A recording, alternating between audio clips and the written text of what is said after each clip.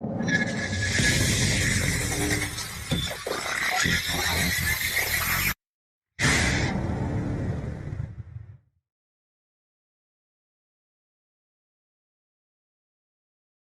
is up, everybody? You know, I always start this show off by showing love to those companies who help make this podcast possible. First is my friends over at Yellow Jacket.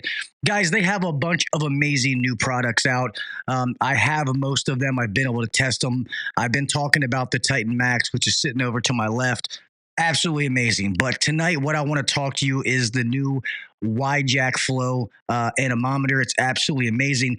The YJack Flow measures and displays duct airspeed readings, automatically calculates quantity and location of readings in ducts, and meets AHRI standards.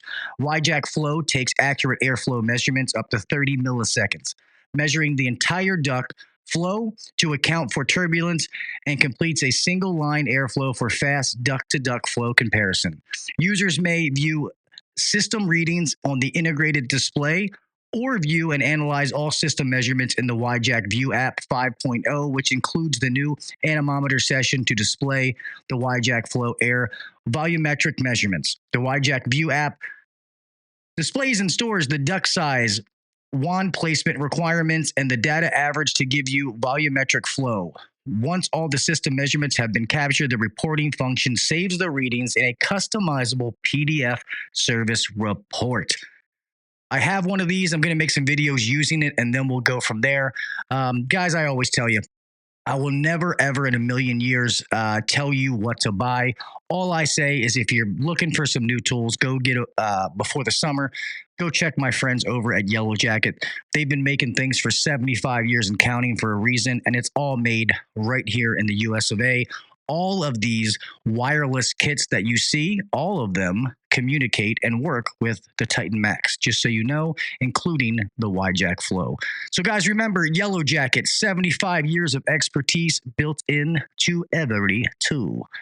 Next, guys, I want to talk about Blue-On again. You guys know my infatuation with Blue-On. I know we talked about what they offer to residential, okay? We talk about that a lot. You know, technical info in 3 clicks. You get world-class tech support, easy to find replacement parts, especially nowadays. I get going back with OEM parts. I have been one of those guys. But now, what do you tell your customer when you call the OEM and they say, oh, that motor is, I can't have it for 6 months, 2 months. And it happens. Trust me, we all know that it happens. And the onboarding isn't a huge breeze. But now what I want you guys to see is it's not just so Blue-On for Business is where the business gets access to it. The owner, the manager can provide this to all of their technicians.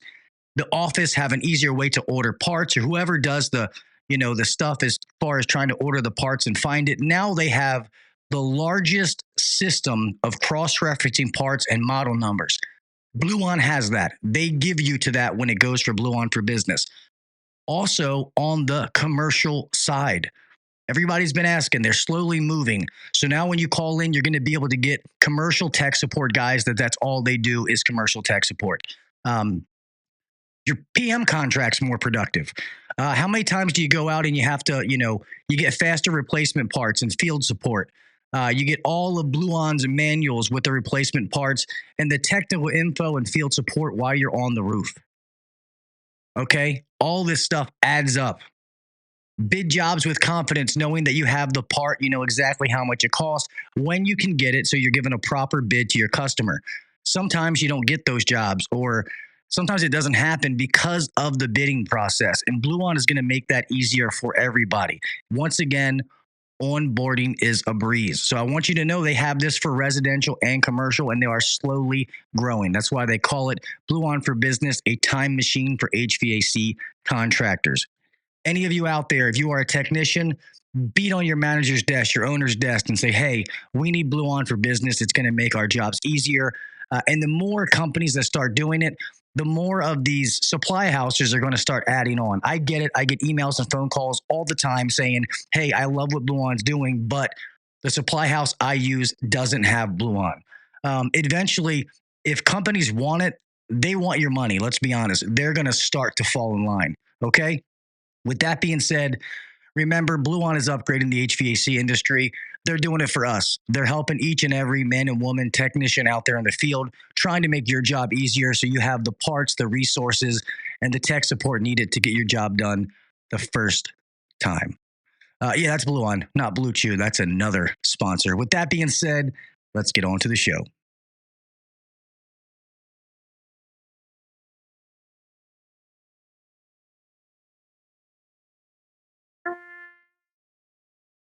I pledge allegiance to the flag of the United States of America and to the republic for which it stands, one nation under God, indivisible, with liberty and justice for all.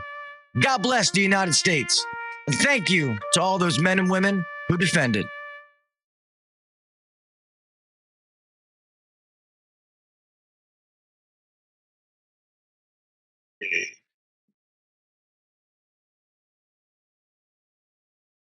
Welcome to the #1 rated HVAC podcast. If you're looking to grow in the HVAC industry, then you're in the right spot. Blue collar people talking about blue collar shit. Let's get better together. So turn up the volume, buckle your seatbelt, and let's welcome your host, Gil Cavey Jr. What is up, everybody? Welcome back to the HVAC Uncensored Podcast. I am your host, Gil Cavey Jr. Here we are, another hump day, another Wednesday night. Another awesome show for you guys as well. You guys know I don't do it any other way. Thank you to everybody real fast that's in here. A little shout out, Mr. Freon Leon, first guy here, always 447. He's taking lunch breaks and coming in here. Mr. Jason Johnson, what is up, my man? HVAC Obsessed, what's up, what's up? Mr. D-Fry Commercial Kitchens, hello, hello. Let's see who else we got in here. Miss Liliana, how are you? Thanks for being in here. Let's see. Make sure I'm not missing. It's hard when you see the same names. I know Mr. Rook's in here. What's up, Rookie? And Mr. Sammy Andrew, what is up, brother? It's 75 years, Sam. If I said 70 before, it was wrong. It's 75. Mr. Nasty, what's up, Nasty? How you doing, brother? Just Work, what's up, man? And Mr. Brian Sanders, there he is. And I said Blue On, not Blue Chew. Son of a bitch, I heard you. I hear you, I saw you. What's up, buddy? And I think I said hello to everybody. If I missed you, I apologize. Guys, I have a great show for you tonight. And you know that especially after last week, I've been talking to a lot of different coaches, and this is one that is been doing it in the trades for a long time, but now he's kind of moving and mixing in the different spaces, and I really love what he's doing, and I think it's awesome to have him on the show and just hear from him himself. So, guys, without further ado, if you could help me put your hands together to Mr. Justin Shaw. What's up, guys? Thank you, Gil. That was awesome, man. Oh, thank you. Goosebumps on your intro, man. Goosebumps on your intro. Hey, that's good. Not my part, but everything else leading up to that, man. You do it so well. Oh, thank you very much. I appreciate that, Justin. I really, really do. First of all, I want to thank you for being here. I know you're a busy man, so taking the time to do a podcast, I totally get it. And I think you're in Central Time. Is that what I think that's what it said? Yeah. We just had dinner and then get ready to put the kid to bed. So that'll come up next. Yeah. Yeah, I know how that goes. I got to do all that before since I'm on Eastern Time. So, but with that being said, I guess let us know a little bit about who you are and what you do, Justin. I'm very fascinated to hear. Yeah, sure, definitely. So I think like getting into the coaching space is sort of, I think that coaches can get a bad rap, in terms of, there's so many of us now that I fit into that group out there. My background's a little bit unique. I'm not coming from the trades, and that's not what I focus on, in terms of when we're helping people. So first and foremost, that's like a disclaimer that I put out there pretty publicly that I'm the least handy person you're going to meet. If there's something that needs to be fixed in the house, it's probably my wife that's going to be the one that's like asking me not to touch it, not to fuck it up, and she'll take care of it. But I landed in the trades by accident, and that's like lending my skills and capabilities in support and serving the trades is really in areas of growth that, they may not have had as much exposure in. Right. So really helping to complement where there are so many others that are focused on, the tech side of certain trades or the craftsmanship in other trades that we support, for example. Yeah, no, that's awesome. And I always say this, and it's funny you say that about your wife, because I hear a lot of people say that. And I want people to know that, yes, having trade experience, does it help because you've lived it and all that? That's great. But I always say, some of the best owners are not the best technicians. And some of the best, let's say, professional coaches, let's use football, for example. Some of the best coaches didn't play. Okay. It doesn't mean that they don't know what to do and what you're supposed to do and able to get somebody who can do it. So I want to say that first and foremost, that you don't have to be in the field to be a coach. So I think that's kind of huge to say. But so I know that you do a whole bunch of avenues. So how long have you been coaching, and what was kind of your first niche that you got in to be able to help somebody? Yeah, sure. So the journey goes back almost a decade now, when I, got out of being employed, wanted to start my own business, and really make more of an impact than just be part of somebody else's, dream, so to speak. At that time, I was like a regional director of operations for a multi-location business with like 150 employees. But I knew I had a calling to do more. And it was about 3 months before my son was going to be born, and I quit my job, had no savings, but knew that I had a good track record for driving growth, like helping to turn around companies, helping to drive growth, and had really like gone down the rabbit hole on growth marketing. So that's where I decided, even though I had like an ops side, that's where I was kind of geeking out on stuff at the time, and thought I knew nothing about like starting an agency, but that's what I decided to do. I had to pick something because I was about to have a kid, pick something, start my business, started a growth marketing agency. And at the time we served, anybody that we thought we could solve their problem. And that wasn't necessarily the best thing to do.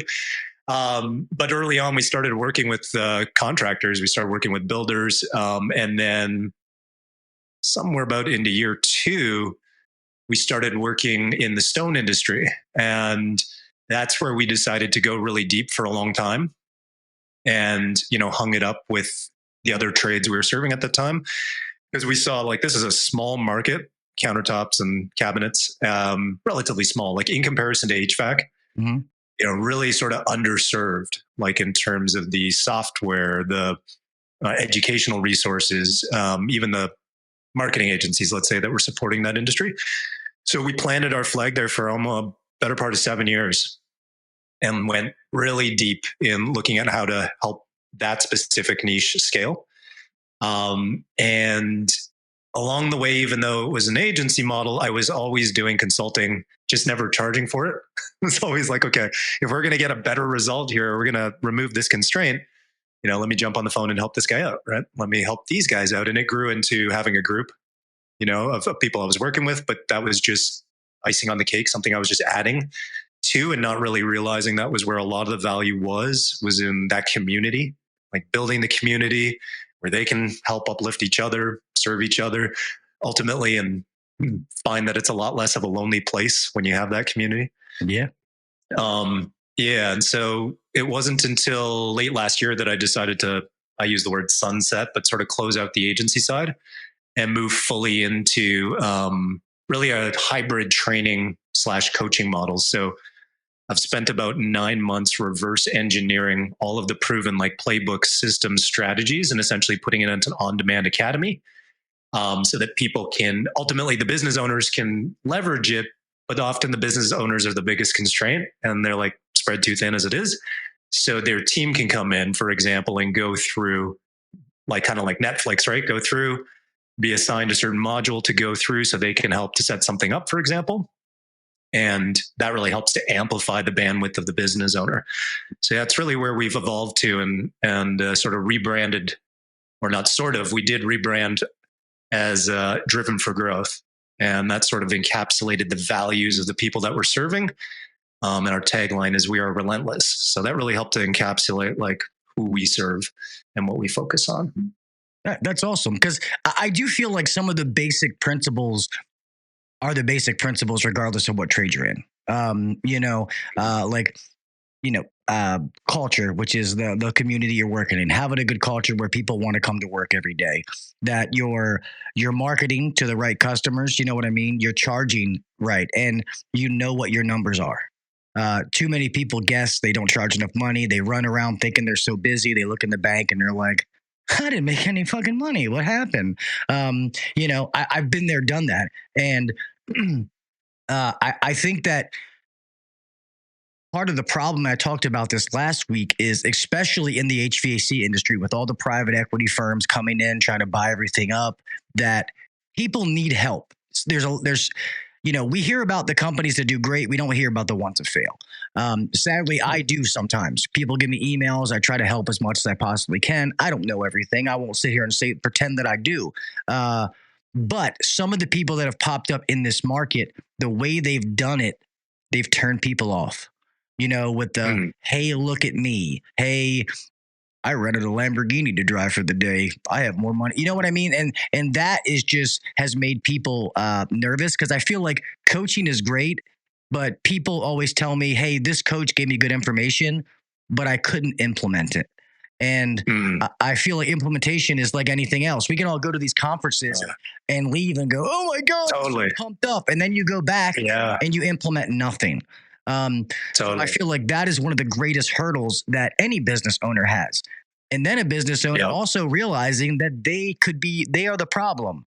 It's hard when somebody's paying you to say, hey, you probably shouldn't do this. You know what I mean? And the fact that I am so honest, that's what makes me nervous about coaching, because I wouldn't want somebody to pay me and it's like, hey, I can help you, but you can't do that anymore. You know what I mean? Like that's got to stop.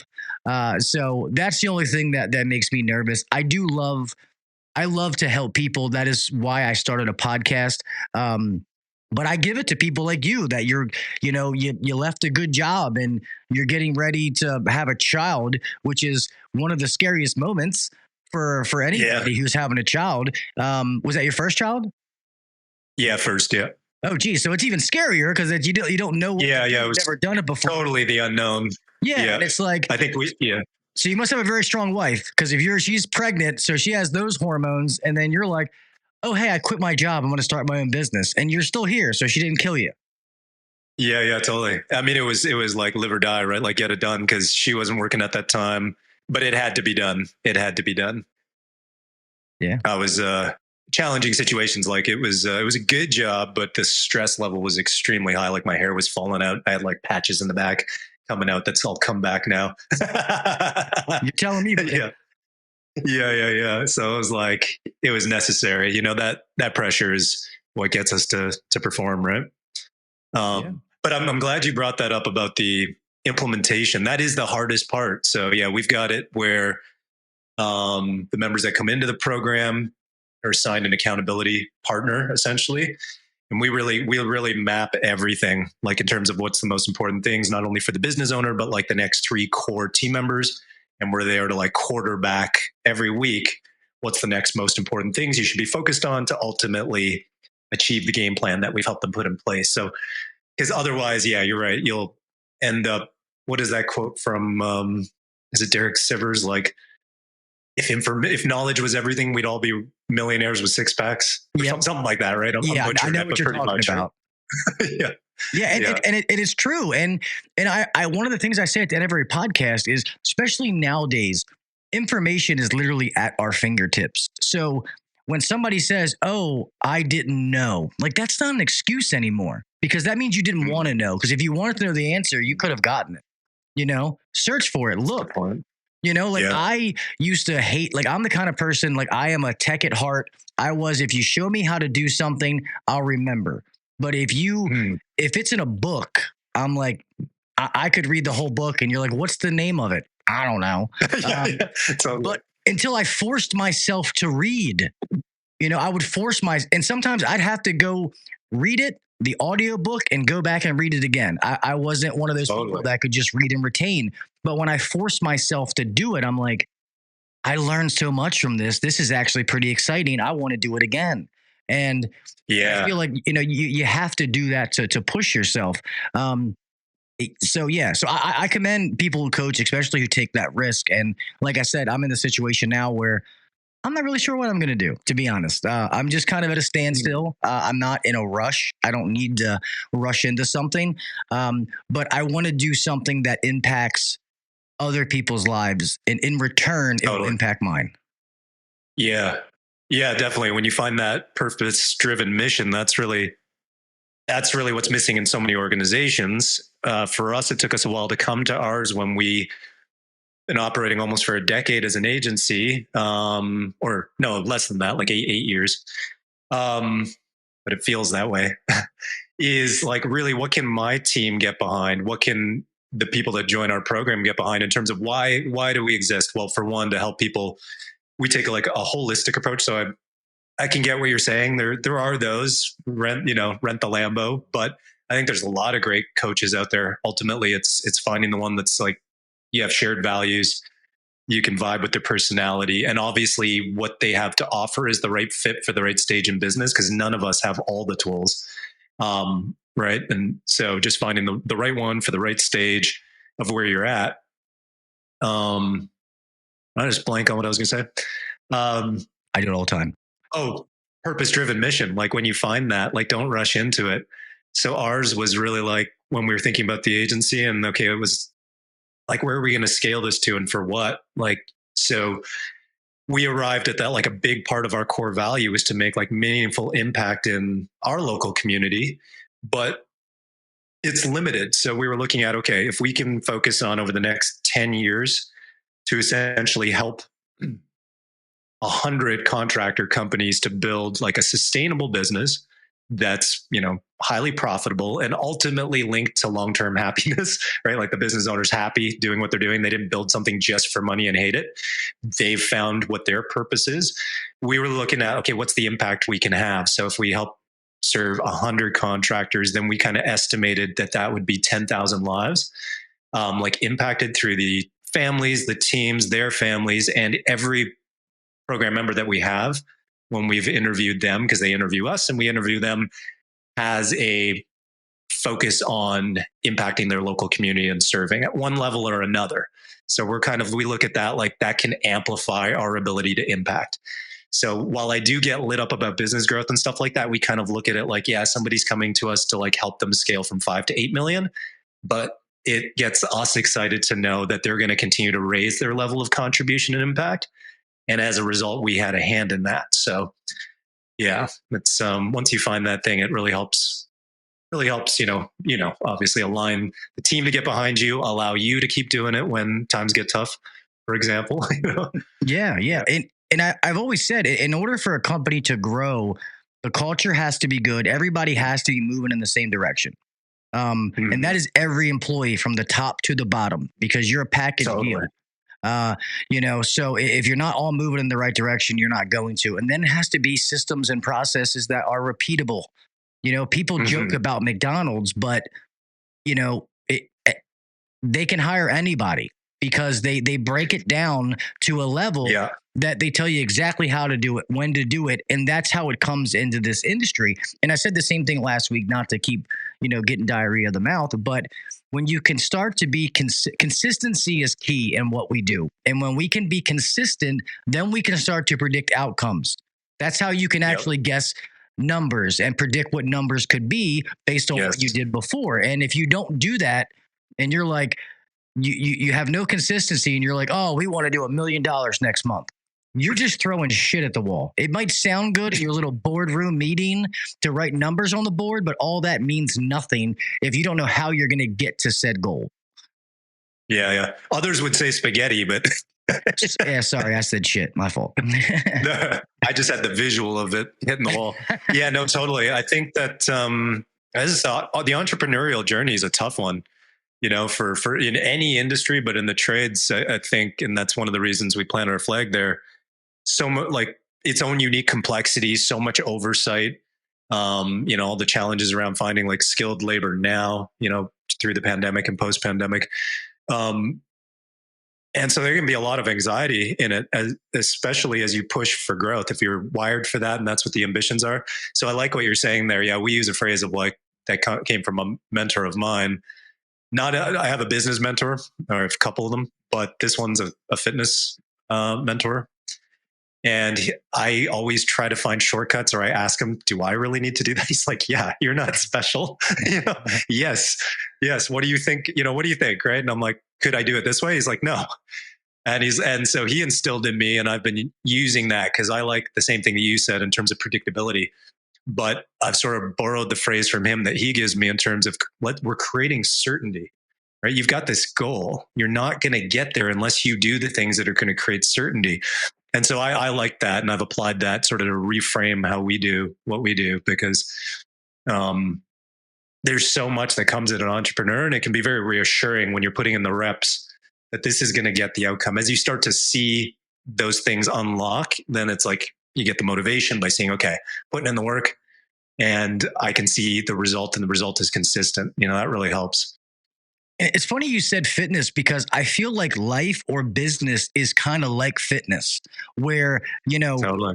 you have to be consistency in working out is how you're going to see results, unless you cheat.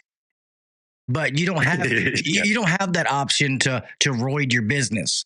But people who stay consistent, and normally I've taken care of myself. I'm not, the best, but it makes you feel good, and staying consistent at that. That's why if you notice a lot of good mentors or good, like really high end coaches, they're all in good shape. You rarely see one of them that is like overweight and doesn't carry themselves, because they practice what they preach. They live what they're teaching. And that, I think that is, it's commendable. And that's what I look. I mean, that's like, if I hired a fitness trainer and I walk in there and he's 400 pounds, eating a sandwich, I'm going to be like, why am I paying this guy to get me in shape? You know what I mean? And that's what we said last week. When it comes to coaches, find a coach who has been where you're trying to go. You know what I mean? Has dealt with that kind of money versus, I feel like some of these people are like, oh, I like this guy, but he's only been at $5 million, but I'm at 8. Okay, well, how is this guy going to help you get to 10 if he's never been there himself? Or he's never dealt with that kind of money and that kind of company. You know what I mean? Like, and it could be a different industry. I'm just saying they've dealt with the problems that you're going to see.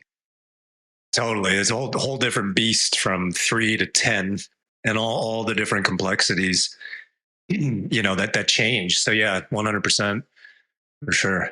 I'm curious to ask you this, especially somebody in my point of view, about how you went about, and this is, I guess, isn't really for viewers. This is more of a personal question, but when you first started this and you got your first client, like, for one, how did you go about it, and how did you feel? Like, were you nervous as hell? Like, you know what I mean? Because I'm curious, because I may have to go through that, and I'm just like, like, I don't even know, you know what I mean? Like, how to feel about that.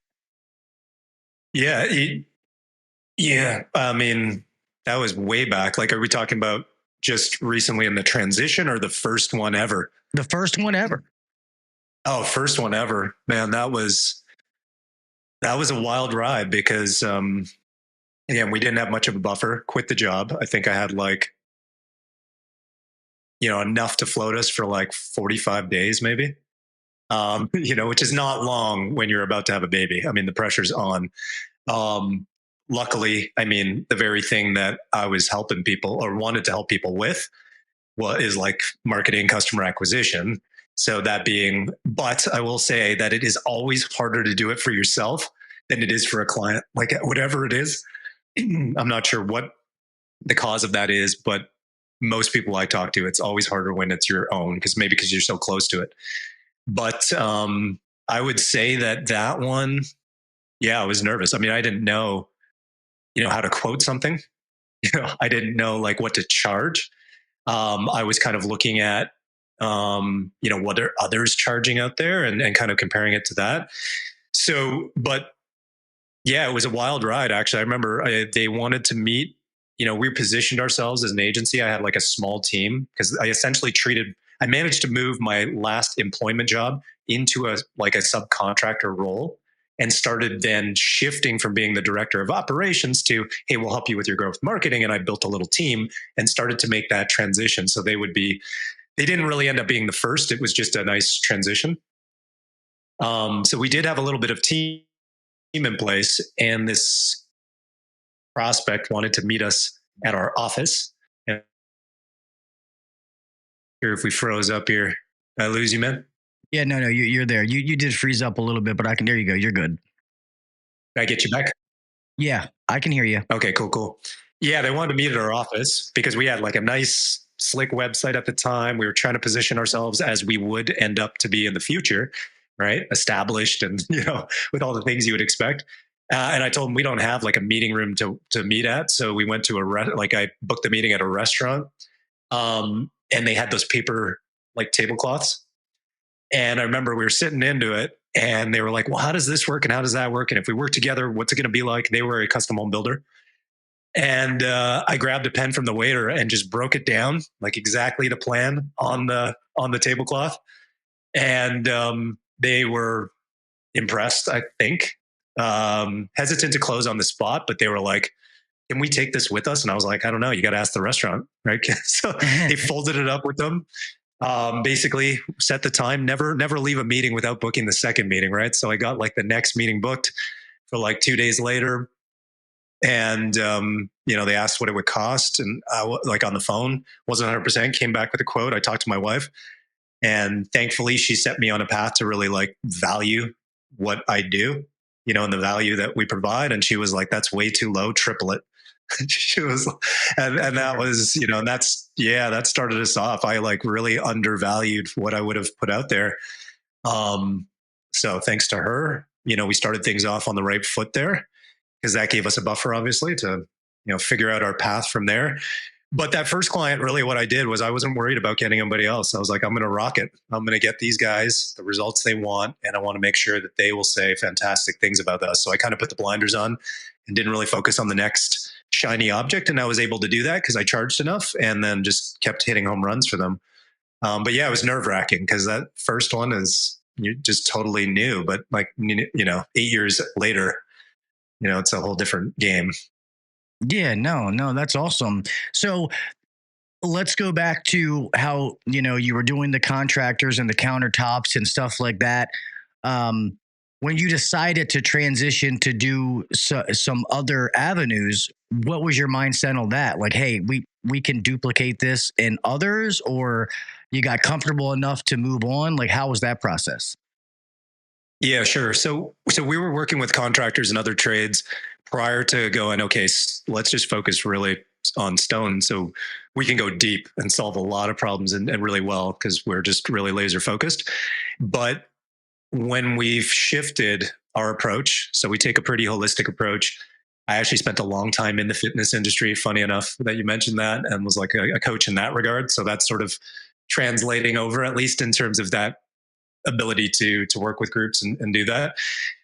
But I take a holistic approach. I truly believe in working with our clients in the past that have seen the most success that you've got to focus as much on the inner game as well as the outer game. So there's these things about, there's marketing, sales, leadership. But if you don't have the right habits, mindset, things of that nature, for example, rituals and rhythms for your own personal life and performance, then it's hard to like really reach the levels that you might want to get to. So with that holistic approach that we take, I kind of made the assumption, and I might be wrong, that the stone industry might be too small for us, because it really needs to align with the personalities. So we looked at it not like, okay, it's industry specific.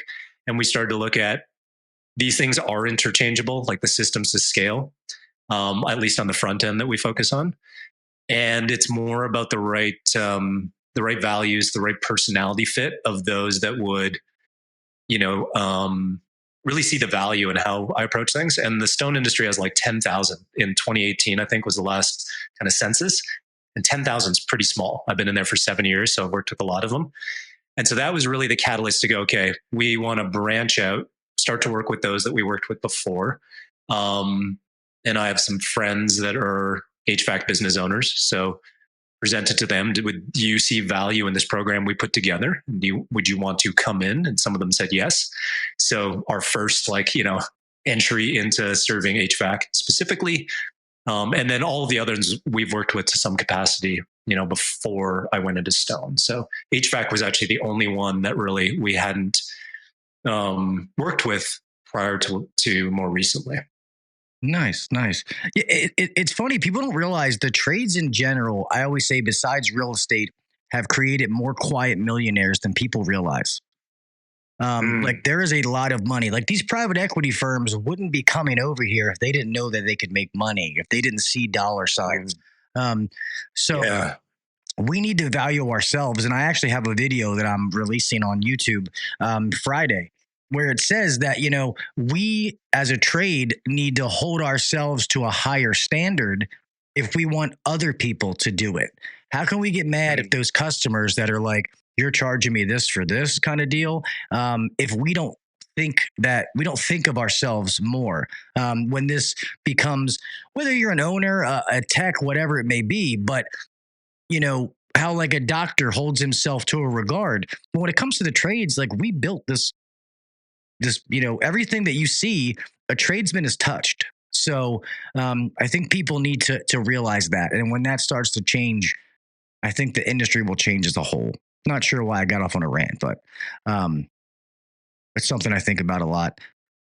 Oh, we lost the guest. We'll let Justin come back in. We built this city. Yeah. I think about that song in my head all the time, Leon, when it says that.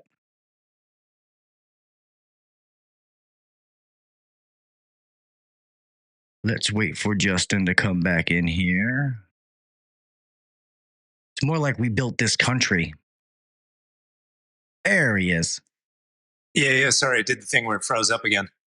Yeah, no, it's all good. We're using the same software. Maybe when two come together, it cancels each other out or something.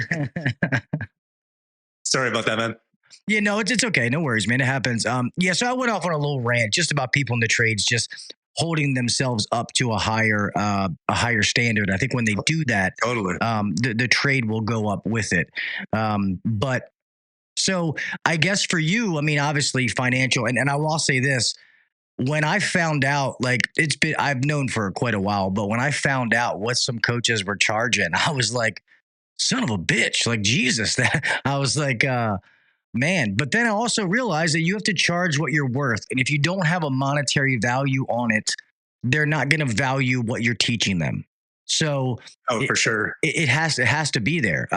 If I was going to hire a coach and they said, I normally charge, X, but I'll give it to you for, a couple $1,000s, then he's not giving me everything. I want, you know what I mean? I want them, he or she, to give me everything. I don't want a discount. I want your full, whatever you do, that's what I want. And if you can't, to make money, you got to spend money. And, a coach should hurt a little bit, if that makes sense. Like, not hurt you financially, but it should be an investment.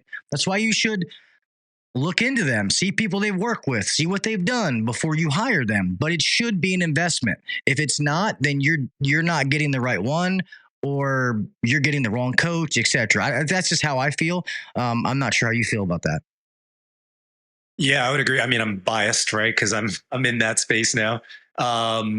We're super hands-on though, so there's a lot. We've tried to build as much as possible, so it's as turnkey as possible, and we're extremely hands-on. So there's aspects that I think people can really sink their teeth in it and see the value. But prior to ever hiring my first coach, I remember, or being in the process of it, as I was hiring him and like kind of being like, oh man, it's a big investment.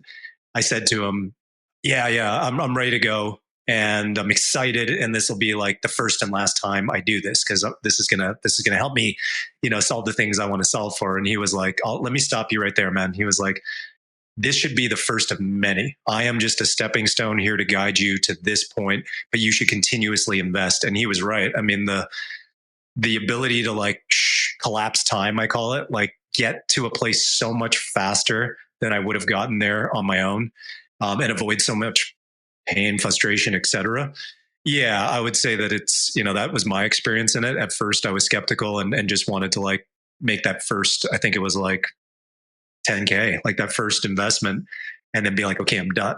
But now over time, I've continued to invest in things like that and even more.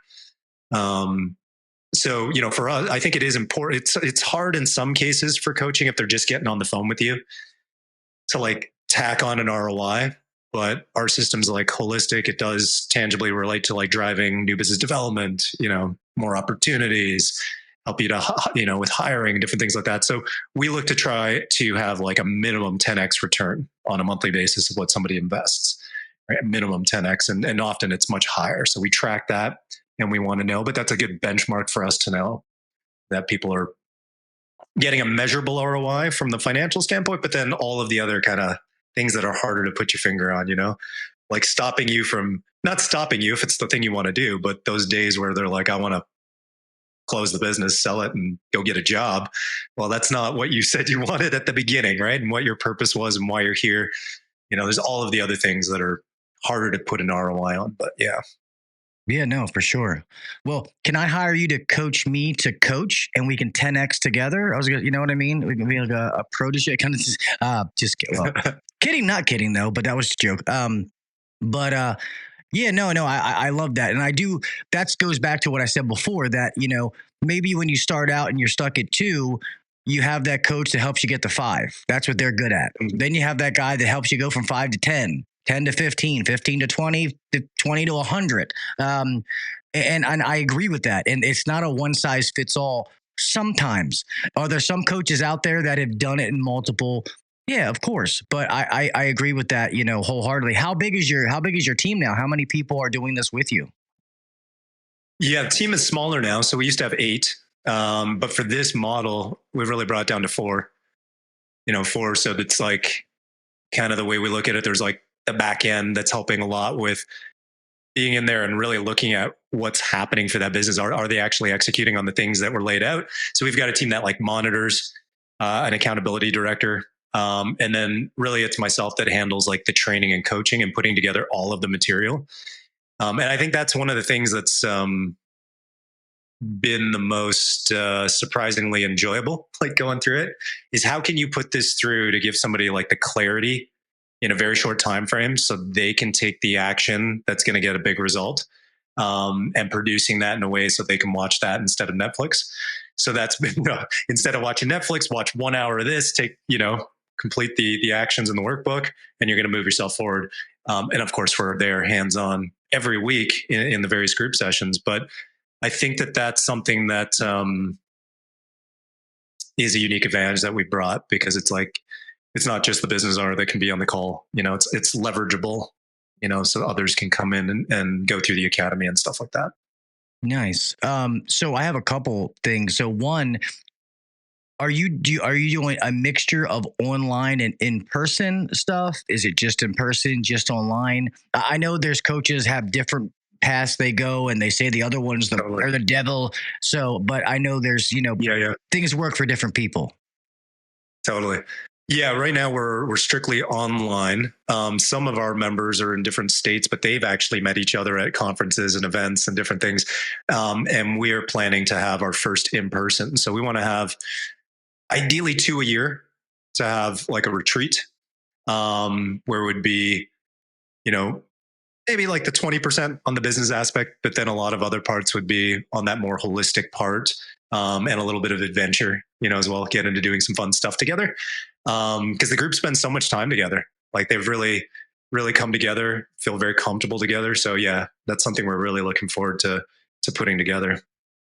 That's awesome. I know people are going to ask me, when you say holistic, do you mean like you guys are sitting around smoking hookahs, or what do you mean by? I know that, but I know someone's going to ask, so I figure I might as well ask the question before we get off air.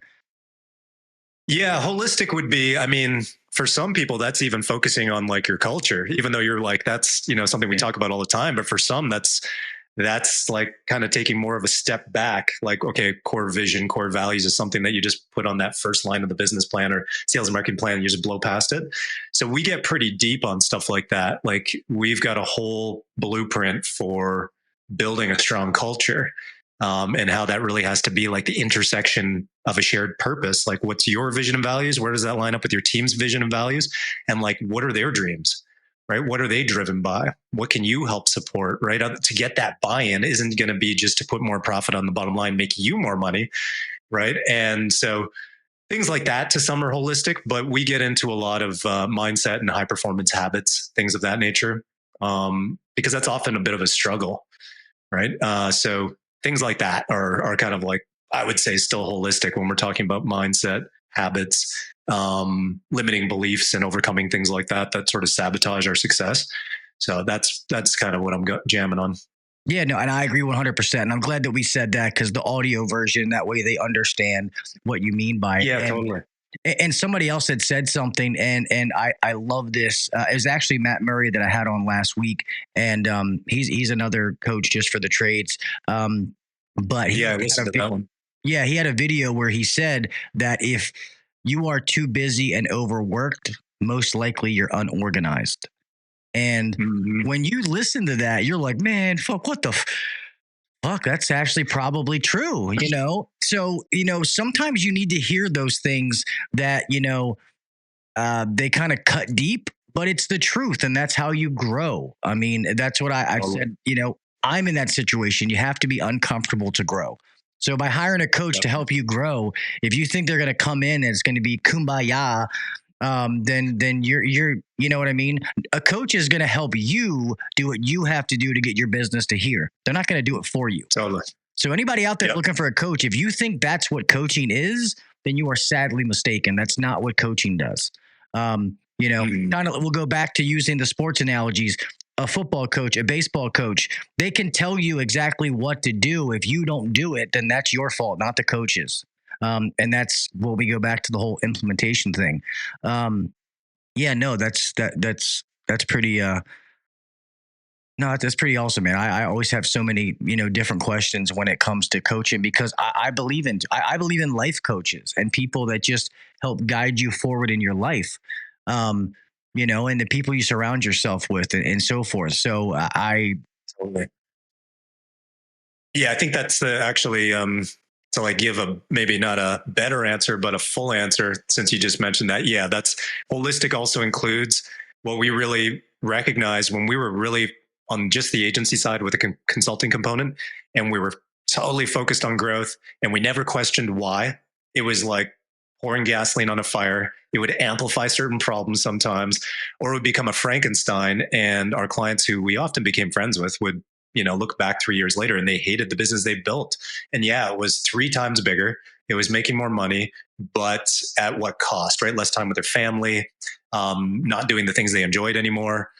So also in the holistic part, it's really a big focus on building a business by design versus by default, and building the business around their life versus the other way around, right? So we're really taking a holistic view of what's the life you want? What's the impact you want to have? How do you want to serve? How do you want to show up? What kind of human do you want to be in this world? That's like, and then the business is a way to serve, right? A way to, be a vehicle for your purpose, and the profit and all of that does follow. But that would really be, I think, more context to holistic. Yeah. I love that you said that, because one of the big things, if I had to put things down, is servanthood, that you have to have that kind of mentality. And I think that's why a lot of people that are very deep rooted in faith, whether it's Christianity, Muslim, whatever it is, those people have that servanthood mentality, and you have to have that to be successful. Like that's something that I believe deep in my heart, that, if you chase money, you will never be happy. You'll never be fulfilled. You'll never have joy in life. But if you have the thing that you want to impact others, and you have that servanthood mentality, it's funny how money will find you. And that's just how I feel. Yeah, 100%. Yeah, we're on the same page. Absolutely.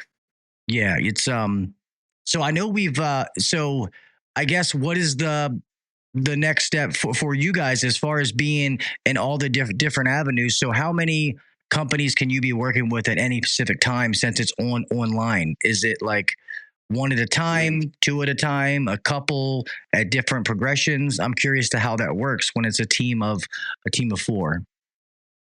Yeah, sure. Definitely. Yeah, I think we've had small groups over the years. So it's like over that last 8 years, we've had different groups where we were doing a consulting component.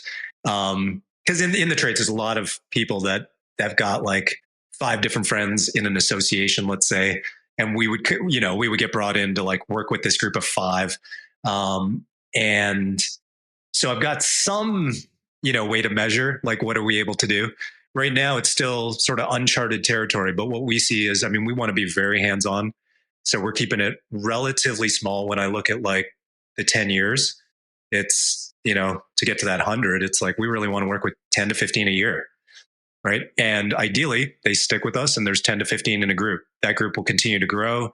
Some we take on one-on-one. If for whatever reason they're at a different stage or it's very unique situation or different level, or the personality wouldn't be the right fit for the group, then we take them on. I work with them one-on-one, and our team supports them. But we think that that's where we'll max out. Like, some will move on, after 2 years, they'll get to where they need to be and won't need us. But if it's 10 to 15 a year and that grows and compounds, then at any one time, 20 probably is where we'd tap out, because I want to remember every detail, as I'm working with people, and I have a team to support me with that, but I've got to know everything they're going through and be deeply immersed. So we interview and vet pretty intensively, like as they vet us, obviously, to make sure it's going to be right fit for the group, right fit, like, vibe wise together, like one-on-one as we're working together. And it's been good so far. Everybody that's entered in has really been there to serve others too in the group. Right. So we look for that they're there not just to take, but to add value, help to, uplift and elevate others. So yeah, it's been really great. And we want to grow slow so that ultimately our clients are getting the results that they deserve. Nice. Oh, because you would think if you do it online, you could just do 50 at a time, right? But it's not. No. Yeah, no. Some people could, but I don't think in terms of what we're helping to do, I don't think we could. Yeah. And it's good that that. And the fact that what you just said is, it's like people listen to this. It's like, oh, there's a coach out there that doesn't take money from everybody who throws it at him. No, because that's, just like when you build a strong enough business, sometimes you have to fire customers or be like, hey, we're not the right company for you. Like that. It's the same concept. Or avoid it altogether at the beginning, and not because they're not, solid people, but it's got to be the right fit for both, right? Otherwise it's going to be a painful journey for both. So yeah. Yeah, no, I love that. And I know, and you may not even, know the answer to this question yet. Let me click over, but how you said you want to get to helping 100 trade companies. What happens when you get there? What's the next number? That's a good question. I think, I'm going to be pretty up there in years. So 10 years, I'll be 54. I'm about to turn 44 next month. So that's a very interesting question. I think that one of the things that I can say now, I'm wired a certain way. We literally branded it like I'm wired to be driven for growth and to help others. Like, I don't think that's going to go away. My wife asked me that today, actually, and I was like, no, I can't. I don't think I'll be able to stop. I enjoy it. I enjoy the whole process and really being of service. But I think what I could see happening is there's already some people in our group that I can see that their next transition would be that they would want to be coaching. They would want to, they've gotten to the point. We've got some people, actually one guy who owns an HVAC and plumbing company in the program who's, started on the tools as an apprentice and has moved all the way to sort of being he's a remote, now as a remote director of his business. He's jumped back in because he needs his attention now for an intensive 2-month period to kind of get it to the next level. But he's been able to do that. And he started to kind of bring up in the calls, like, is this really what he's built for? Is this where he's best able to serve? And I can see he's kind of lit up by the things that we're doing. And I could naturally see that others will want to gravitate towards that as well, because he's been in it for like 18 years, right? He's got a lot of value to share with people. And so I think that might be the next progression after, because that would just multiply, the impact, I think.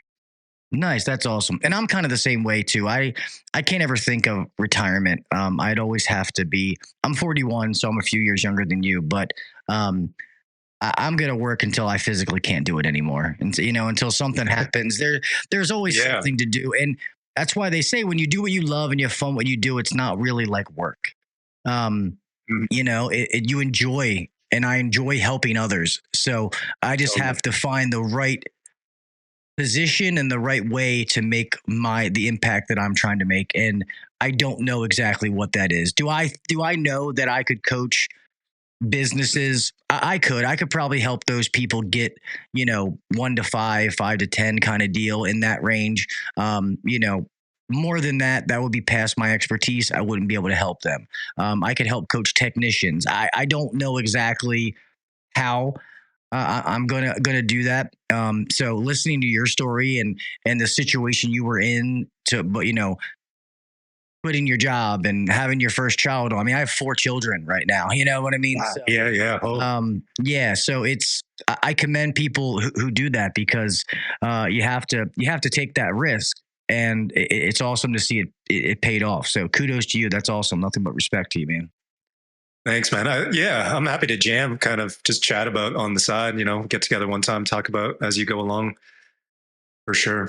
Yeah, for sure. Because to be honest, I don't know. I mean, I have friends who have coached and stuff like that, but I know that I would probably do things different than other people, just like you have different ways of doing things. And I just know that I was joking with my wife, and I was like, well, if I coached, I would feel bad because if I went out there and the people didn't get the results that we expected, like totally, I'd be giving them their money back. You know what I mean? I'd be like, I get, what I mean? Because that's how I am. Like, so. That's a big part of it. That's a big part of it that I feel like I get.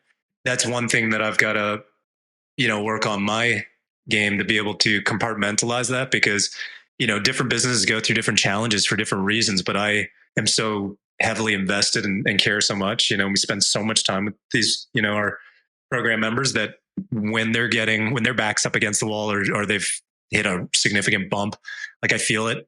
I do get stressed out about it, really take it on heavy and like feel that like weight on my shoulders to help them get through.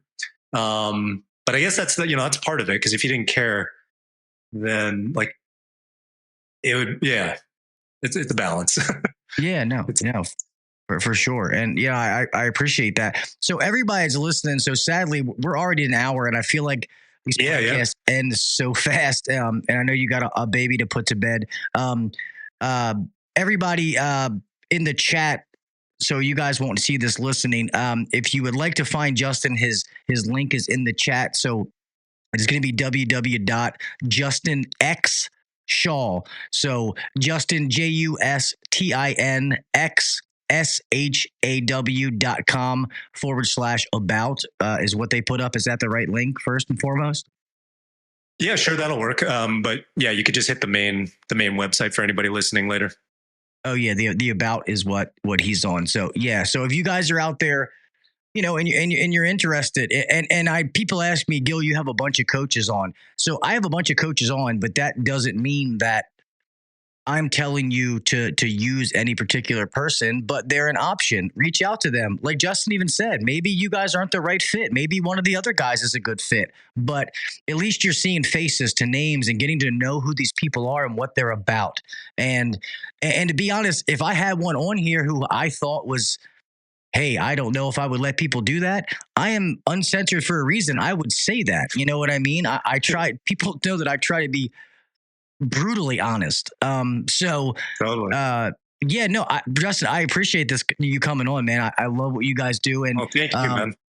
Yeah, this is awesome. I love people out there that actually, I love showing this side because like I said, I feel like some people, especially in the HVAC industry, have kind of given people a bad taste. So I like doing things like this to let people know that is not everything. There is people out there. There's amazing coaches out there doing amazing things for business owners, and they're changing their lives. And when you change that business owner's lives, it's funny how it trickles down and changes the employees' lives. Totally. Yeah, 100%. No, I appreciate it, man. Thank you so much for having me on. I had reached out to you because I was like, I've watched your show, I've listened to the show, and it's like amazing. And I was just like, I'm not expecting to be on anytime soon, but if you ever have somebody cancel and you just need to call somebody, give me a ring. And that was it. And then you were like, yeah, man, come on. So it was awesome. I really appreciate it. Yeah, of course. And you're welcome back anytime. If you want to hang tight, I'm going to go ahead and close this show out real fast, brother. Awesome, man. All righty, guys. Anybody out there listening to this, I know most of the people in the chat won't need it, but anybody that's listening to this audio when it comes out and you're looking for a coach, give Justin a try. So that's going to be justinxshaw.com. Go find out. He's got a list of accomplishments, things he's done. You can reach out and talk to him. Do that. People don't. I feel like I get people wanting to do things themselves, but I want to say this real fast before I start to close this show out. There's a lot of people years ago in the industry that figured out how to do things. We don't have to reinvent the wheel, okay? So you may be extremely smart and maybe you can do it yourself, but why take 5 years when you can hire a coach and do it in 2 or whatever it may be? Coaching is not a weakness. It's not a bad thing. So I want you to think about that, no matter what it is. So if somebody told you could hire a coach, and maybe it's like we talked about, 5 different coaches, and you start your business and you go from 1 to 5, then you get a coach to help you go from 5 to 10, 10 to 15, 15 to 20, or whatever size company that you want. That is not a bad thing. That's what I'm trying to say. They're going to teach you the things. They've been there. They've done that. And they're going to eliminate some of those pain points for you. Guys, Beltway was amazing. I love everything about that place, top to bottom. Ryan, I love that man. I always will. He's still going to be one of my best friends, whether I'm there or not. I love all the employees. It was hard to walk away from that, but I know they're going to be okay. They're going to be fine. And I don't even know. That part just makes me so passionate. I don't even know where to go from there. But just know that coaching is not a bad thing. And you should interview them and make sure that you get the right coach for you. That's what I'm trying to say. What I was going to say is running a business is hard. It is not easy. It is stressful. And I wasn't even the owner of the place. You know what I mean? So that's part of the reason where it was like, if I'm going to be stressed out, I'd rather it be doing something that I love, helping others. So that's the point I was trying to get at. With that being said, man, I want to thank everybody who came out live tonight. You guys know that I appreciate each and every one of you. Bags should be shipped out. We were trying to get the thing, teaching my wife how to use it because she's going to do it because she's better than me. The ship station thing. So we got it all set up to print out the labels. So all that stuff, it's all boxed up and should be out soon. So I got you guys. Don't worry. I did. You can go back and check out last podcast, but and not a bad thing. I'm trying to take another chapter in life, and I want to be able to try to help others. I'm just not sure in how I'm going to do that just yet. But yeah, let me close this out. Like I said, thank all of you for coming here. Thank you to everybody who follows me on all social media sites. If you don't, please go do so. I just hit 10K followers on Instagram, which I'm going to have to do something for that here soon. I really, really appreciate it. Thank you to everybody that's followed me on there. Yeah, trying to be more technical, Leon. I am trying to get the live streams going for you guys just to be able to hang out. I'm just trying to plan it around time with my family and when the best night is. So I'm going to try to start doing them soon. I don't want to lie to you guys and tell you exactly when because I'm not totally sure. But with that being said, let me close this thing out. Guys, remember to be safe out there. We all have somebody to make it home to. All right. Keep your head on the swivel, driving, make sure the breaker's turned off. Whatever it is, just please be safe out there. It's a crazy world that we live in. All right. Do the little things. Set yourself apart from the next guy or girl. All right. Keep trying to make yourself better. There's no such thing as staying the same. All right. You're either getting better or you're getting worse. And that's the sad reality of it. All right. Keep pushing yourself. If you are really good at what you do, give back to the industry. Give back to somebody at your company that knows less than you. learn from somebody else. It doesn't have to just be giving, but I want you to take that servanthood mentality. And next week, I want you to come back and tell me some examples. Email me, info@HVACuncensored.com. Email me some examples of those, of how you've helped someone else. Because I'm telling you, I always say this and it's cliche, it's so much more filling to give than it is to receive. And I've always been that way, and I've been that way to a fault. So please, I'd love to see your examples. Email it to me, info@HVACuncensored.com. I would love to know some examples of how you help somebody else that you work with, you live with, whatever it may be. And with that being said, until next week, I love you, mofos. Stay safe. See ya. Oh, and make sure you support the community, all the other amazing shows out there. Overtime on Friday, Misfits on Saturday, Mr. Chris, HVACR videos on Mondays, Adrian, Reliable HVACR, I think he's on Tuesdays, and then you have the HVAC nights, I think I forget what night they are, but support all of these people and the work that goes behind the scenes. All right, now I'm actually leaving. See ya. Thanks for listening to the HVAC Uncensored Podcast. Don't forget to check us out on Facebook and Instagram, or email us anytime at hvacuncensored@gmail.com. Now, get back to work. Shut this down. The views and opinions shared on the HVAC Uncensored Podcast may not necessarily be the views and opinions of our sponsors or guests.